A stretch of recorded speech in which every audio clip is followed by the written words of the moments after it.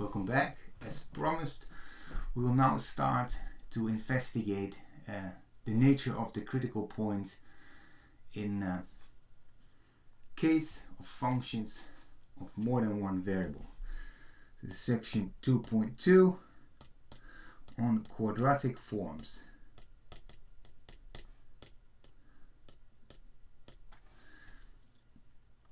Well, the inspiration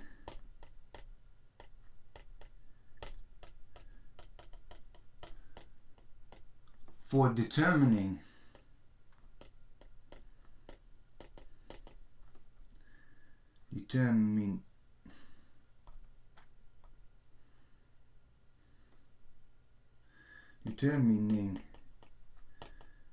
the nature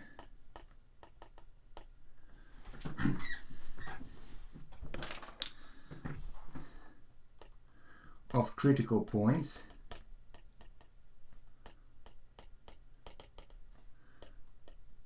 comes from the Taylor series,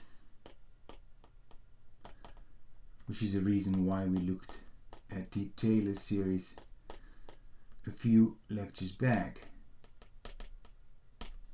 So in 1D, the one-dimensional case, we have that fx plus delta x expanded around x for small delta x is f of x plus f prime of x delta x plus f double prime of x delta x squared plus higher order terms. So at the critical point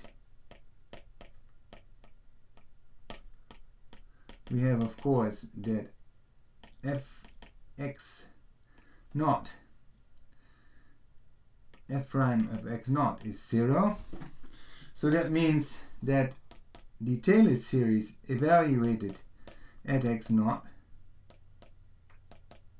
and we've put x is x naught there, we get is fx naught plus naught, because f prime of x naught is 0, plus half f prime evaluated x naught delta x squared plus higher order terms. So this was the first order condition, FOC, and this is the second order derivative at the critical point determines the character of critical point. So likewise in the two variable case we can do this.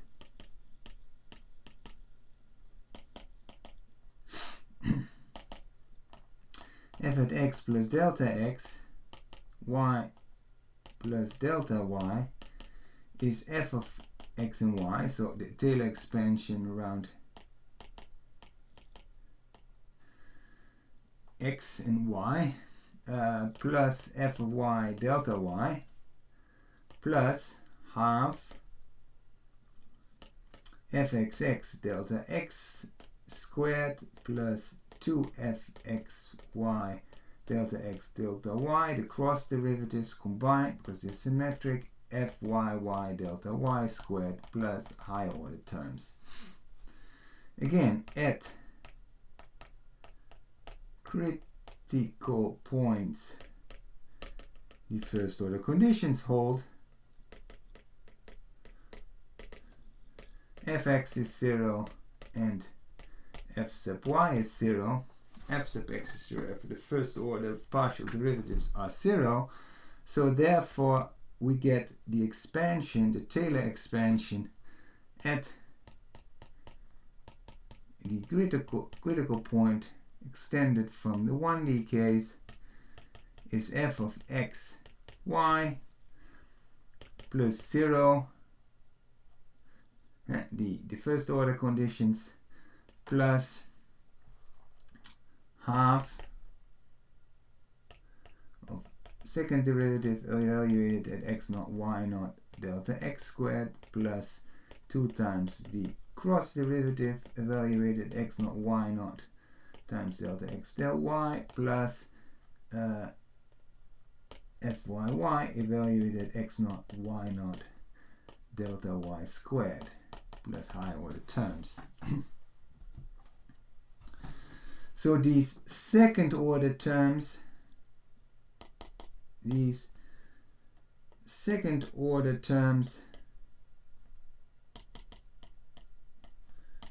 determine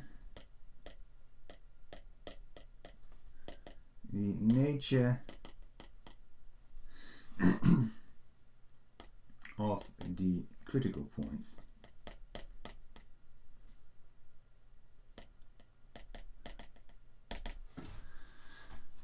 They are of the form, that is the second order terms, they are of the form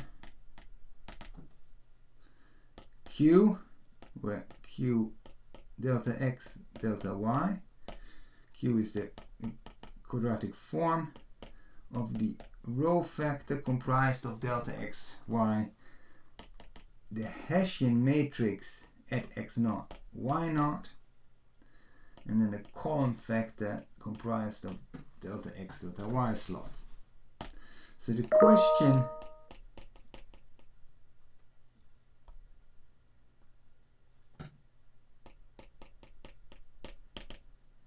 how do we attach a sign, like in 1D, so it's between quotes, to these quadratic forms? That's the question we need to answer in order to classify the critical points in higher dimensions.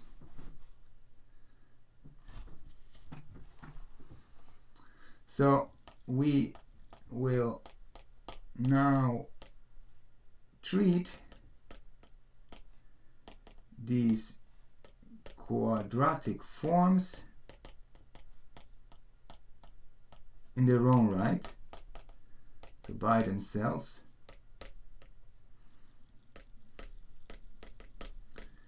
and see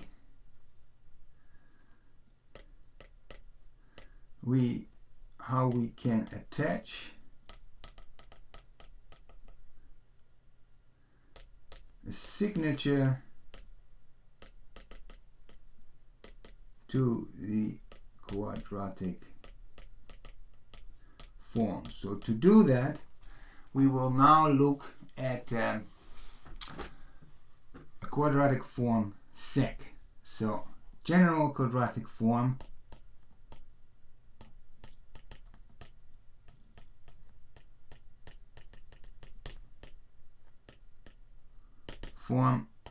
is a function. It is a function of the following form. So q of x1, x2, xn, so it's in the general case, is the sum I comma j is 1 till n. So 2n, he says aij, the coefficients, that's comprising a matrix, times xi, xj. Where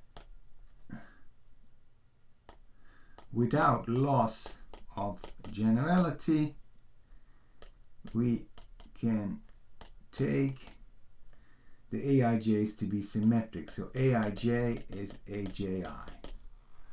With relationship to the Taylor expansion, we saw that f, the second order derivative of f with respect to x and y, is the same as the second order derivative of f with respect to y and x. So that's what we use. So we take that aij is symmetric. So the matrix A is symmetric. So in matrix notation, matrix vector notation,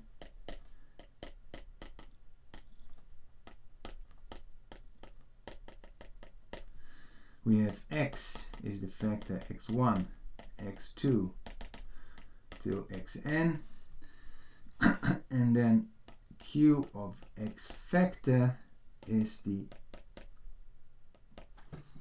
row factor times a matrix A times a column factor, which is x1, x2, xn, and then here a11, all the way till A1n, and you're down AN1, but mind you, these are symmetric, ANN, and here we have the column factor x1 all the way to xn,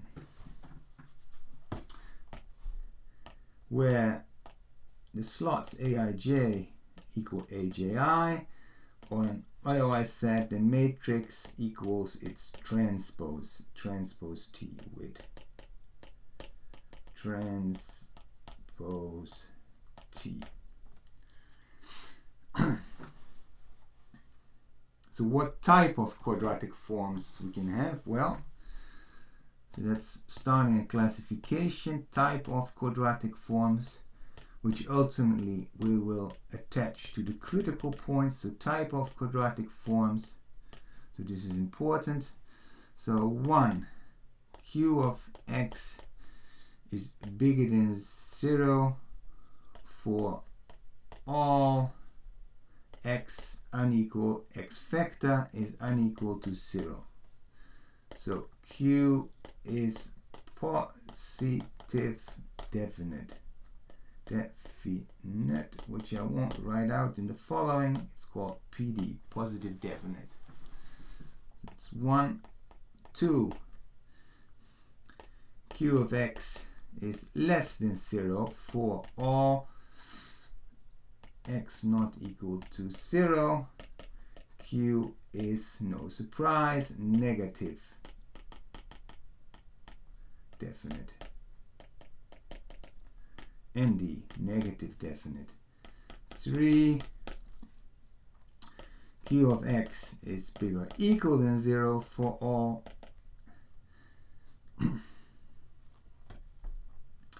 x unequal to 0, because that's the trivial case. Q is positive semi-definite.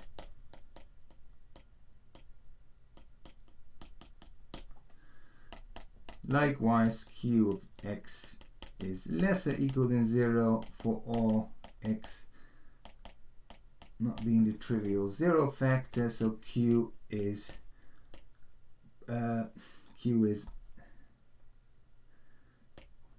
negative semi-definite. Finally, 5. Q of x is less than 0 for some x, and q of x is bigger than 0 for other x. Well, then q is indefinite. So we need now to figure out how we can relatively quickly assess whether q is positive definite, negative definite, positive semi-definite, negative semi-definite, or indefinite, and then we can attach to that a classification of the critical point. We will start to do that in the next lecture. Thank you very much.